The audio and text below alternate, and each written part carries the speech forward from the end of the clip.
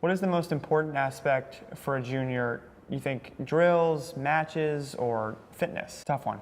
Tough one. On the one hand, I would say match experience just gives you so much. I mean, even with lets and strokes and having to be poised and dealing with things not going your way. But I am a driller through and through. And I think drilling is so crucial to keeping and maintaining and developing your mechanics and technical aspect of the game. And your technique has to be there, doesn't it? So that's a tough one. I think I really would be split down the middle. Do you have a favorite drill? I know that when I've worked with you, we've done a bunch of volleying work from the front in the short line. We do a lot of volleys, don't we? For sure, yes. Oh my gosh, yeah. I am such a squash nerd because I love it all. I love every drill, and I love hitting straight drives. I really do, just because they're so multidimensional. It's not as simple as, hitting it down the line on a certain floorboard or whatever it is. There's speed and height and positioning and what you're trying to do to the player and where you want the ball to bounce. And so for me, I guess I'm fascinated with the drive and how useful it is in building points. So I could probably just do rotating drives for a really long time. I laugh with some of my players sometimes because I need them to let me know if this is terribly boring, because to me it's not. So I have to ask them a lot. Is this killing you? Should we stop? And my poor partner is like, not happy.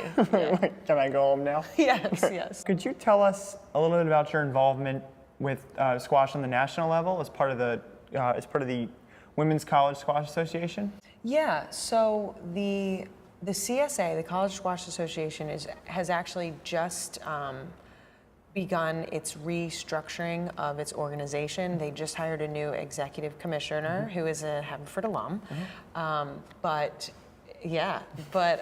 before that, before they, hired a commissioner and hired a executive board, there was a group of college coaches for the men's teams and a group of college coaches for the women's teams. They governed the organization, so it was self-governed, which is kind of tough. If you have coaches making decisions about other coaches. It just puts everyone in a tough spot.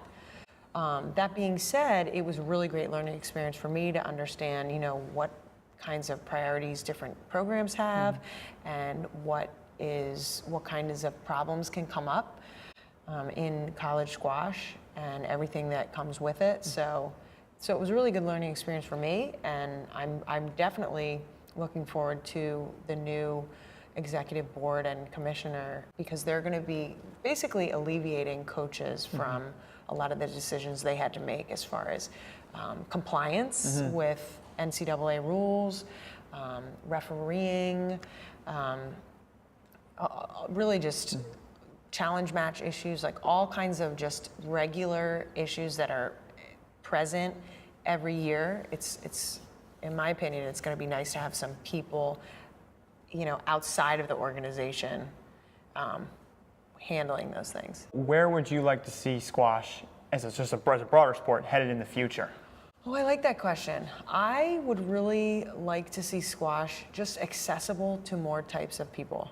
I know, I haven't looked into it, but I know that they built a public squash court in New York City, right? Right, Nick Matthew was just there recently for an exhibition match against Andrew Douglas. So. That is amazing, and I would love to think that we could do more of that, because people need access to the game. There's only a percentage of people who are getting access, and those are people who have squash at their school or belong to a club where there are squash courts.